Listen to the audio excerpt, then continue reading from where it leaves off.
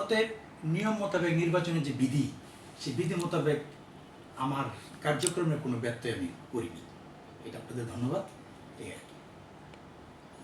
তার মানে আপনি মিজান সবুর পরিষদকে নির্বাচিত ঘোষণা করতেছেন? হ্যাঁ হ্যাঁ, আমি 5টার পরে একটি পরিষদ এখানে আছে। জি জি। কারণ আমি শিডিউল দিয়েছি, নির্বাচন হলে খুব খুশি হতাম, আনন্দমুখর হতো ভোটটা হলে। যেহেতু এটার সুযোগ হয়নি, এটা প্রতিপক্ষেরও তারও রাইট আছে, তার লেভেল থেকে তার বক্তব্য, সেও তার লেভেল থেকে তার বক্তব্য সে বলতে পারে, তার রাইট আছে এটা। তবে আমি প্রধান নির্বাচন কমিশনার হিসেবে, আমার কমিশন আরও 2জন মেম্বার এখানে আছেন, এই যে আমরা মোট 5জন মেম্বার এই সবাই আসছেন।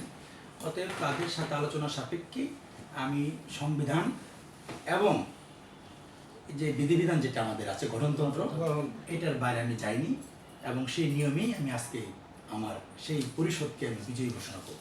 Thank you. কোথায় বলে দেন মিজান ভাই এবং সবুজ পরিষদ আজকে নির্বাচিত হবে? ঘোষণা করব না, এখনো হয়নি, হবে।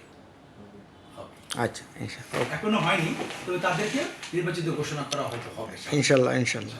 ওকে।